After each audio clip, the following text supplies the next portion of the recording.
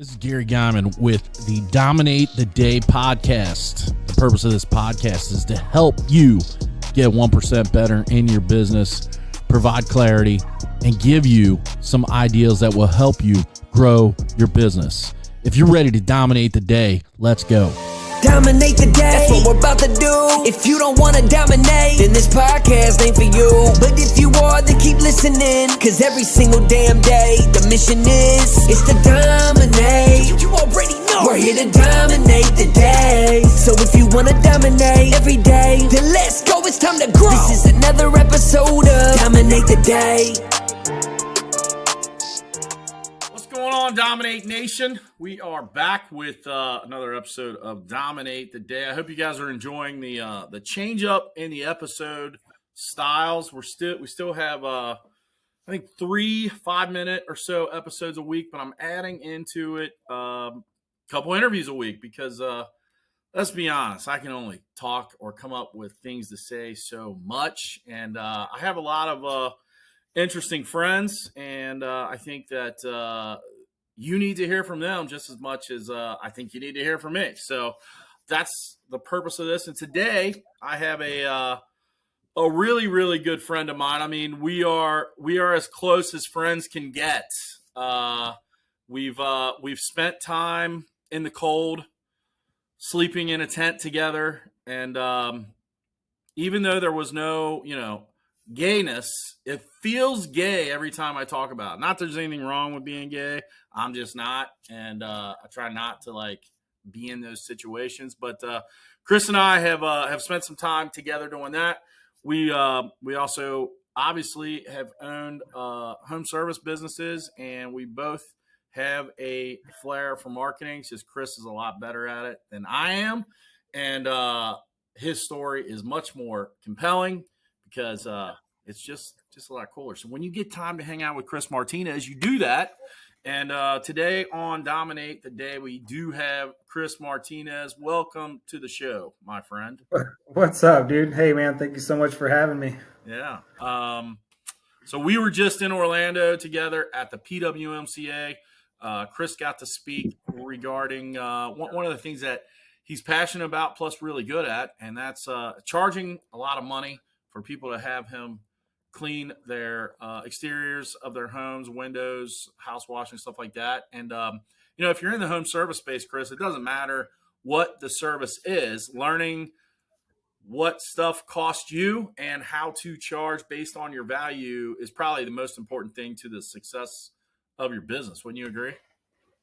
Well, I always say, I don't know what industry everybody else is in, but I always say cleaning is not sexy, but it should be attracting high-end, luxurious clients. And if you do it right, it'll attract those things. And if you do your marketing right, your sales process will be easy, and then you'll be able to close those in the high-ticket sales. So yeah, it's not sexy, but it should be attracting high-end clients. Yeah. And getting those people with money to pay for services is a good thing, right? We all love it.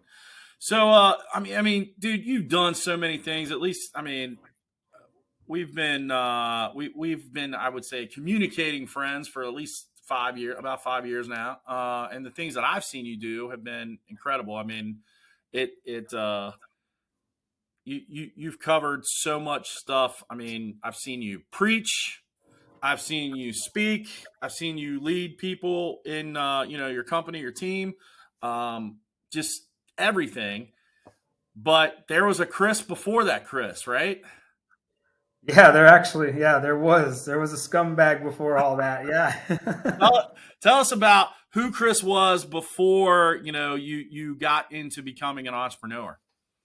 Yeah, I didn't even plan on becoming an entrepreneur. I think I was always an entrepreneur and didn't even know it. The backstory, the elevator pitch is my mom was a crack addict. Dad was a heroin addict. I was placed in foster care at the age of 2 years old. By the time I was 11, lived with 13 different families, just passed from family to family, been abused in every sense of the word abused, been rejected, abandoned, tossed aside. And through all that, part of my life story goes is we were not just drug addicts, but we were also drug dealers.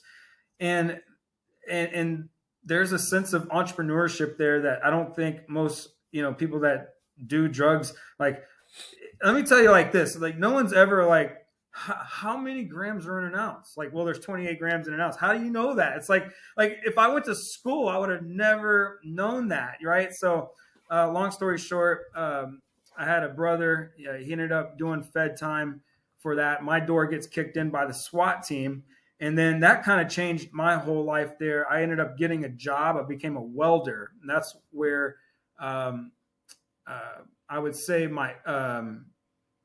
I lost all entrepreneurial. Like, I'm gonna be just a person that trades hours for dollars. This is all I'm gonna do the rest of my life is just weld.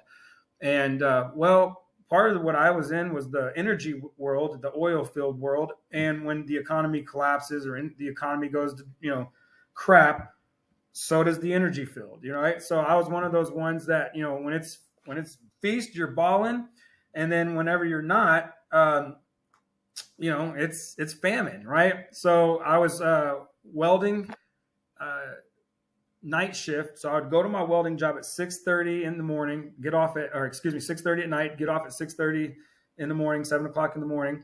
And then I would pass out flyers. And I wasn't doing this because I was an entrepreneur. I was really just because, man, I was used to making some good money. Like, I need to keep making this money, right? How do I keep making money? And then eventually what happened was, so if I wasn't passing out flyers I was doing jobs. And if I wasn't doing jobs, I was passing out flyers. And then eventually what would happen was my window cleaning started outpaying my welding. I didn't even know, I was like, well, I'm working 80 hours a week welding, or I can work 20 to 40 hours a week washing windows. So my scumbag story kind of led me to becoming an entrepreneur, because you learn really quickly, like, trading hours for dollars, it's not cute. Like, Yeah. I have to work 80 hours every single week, and you can't work more than 80 hours, dude. By the way, I mean, this is like maximum, like 12 hours every single day. Maybe you can go 14, but eventually there's going to be a burnout point, and there's going to be a max out point of all you're going to be able to do, dude, is like 100 grand, 120,000 a year. And you're going to have to work a lot of hours for that. Yeah. So my entrepreneur journey, I didn't even know I was an entrepreneur, but I was doing mathematics in my head, reverse engineering things. My story it's a unique one, because I think all entrepreneurs are entrepreneurs. They just don't even know it, right? Like, they're just in the wrong field. Right. Like, my wife's an artist. She's an entrepreneur and doesn't even know it, know? Yeah. So true. I mean, you fall into, most people that I know that have started businesses, like, they started it out of a necessity, kind of like what you were talking about. You needed to make extra money, so you did it. Like, you think about all the people that we know that are in home service. The stories are similar to that, or they were a really good technician and they wanted to do it themselves, right? Yep. And there's like, being an entrepreneur, there's that those skill sets that we don't think about, that we have to, like, become good at. Communication, selling, getting people to give you money when you do a service, those types of things. But if you think about what you were doing before, you probably are already doing that, just not in a, process or a specific way that makes you think, oh, I'm an entrepreneur, I own a business. It goes to the core of kind of what our purpose is as human beings, to be, givers to others and to help them, get whatever it is that they're trying to get in terms of a business owner. Like, we're giving, we're helping them get what, we're helping our customer get what they want, and then they give back to us. And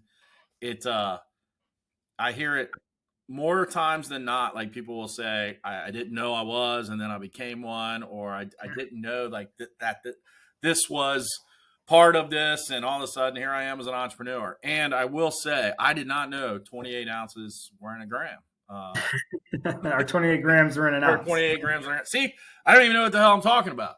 Um, Yeah, but this is this is the thing. Like, you don't like most high schoolers aren't gonna know that. Most college kids aren't gonna know. And this is the thing about entrepreneurs. Like, you can know it. Like, Mhm. right? Like, no kid just knows 28 grams is in an ounce. You Yeah. just like nobody knows their close rate. But guess what? The cool part about it is you could become an entrepreneur and learn these numbers, and they're so important. But anyway, I'm sidetracking now. Not at all, man. Not at all. It's good stuff. So let's talk about like the learning piece in being an entrepreneur, either yourself or in helping others. Like if you had 1, 2 lessons that you've learned that you say like these are the things or this is the thing that really has helped me excel in this journey. What would that or what would those things be? So that answer is like changed over time, I think, and maybe next year it changes again. Like I would have probably told you last year it would have been something related to marketing. Like, you got to know who your perfect client is, Yeah. and then the next time you ask me, you're like, well, you got to be able to close them at a maximum.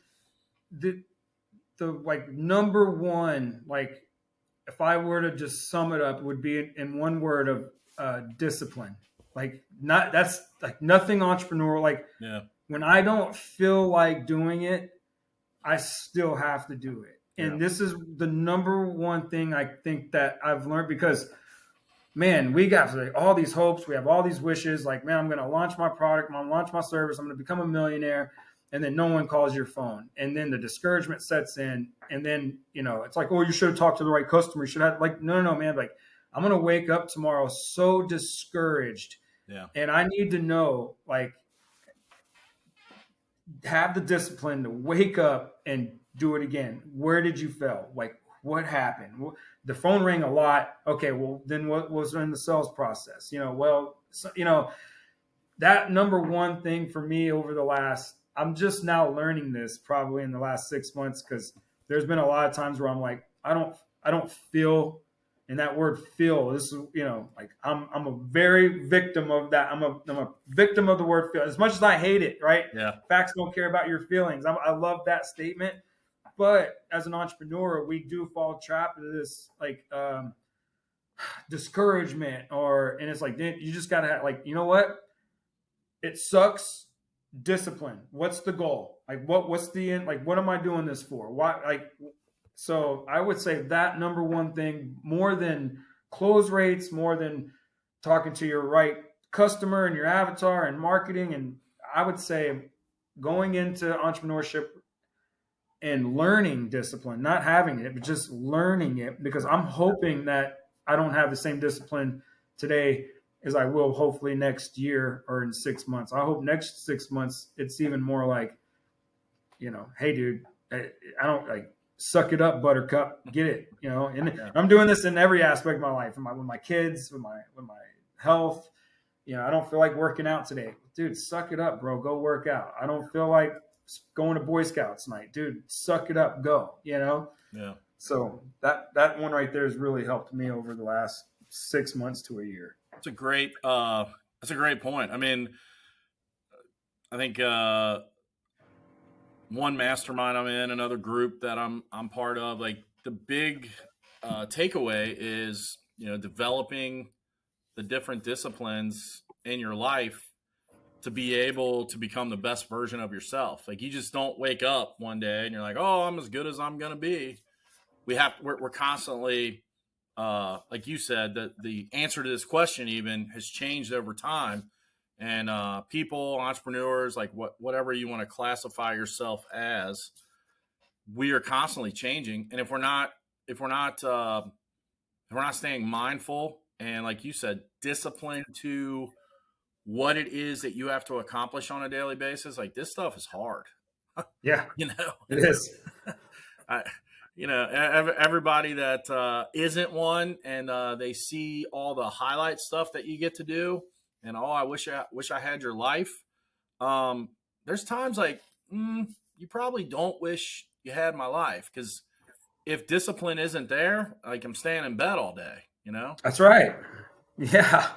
Or you just get so, they're like, where's the money going to come from? You know, it's like, dude, problem solve. Like this whole thing of entrepreneurs being a problem solver, and you have to be disciplined to be a problem solver. Because if you let the problem overtake you, dude, I mean, and the coolest part about this, I would look back, and I'm sure you do the same.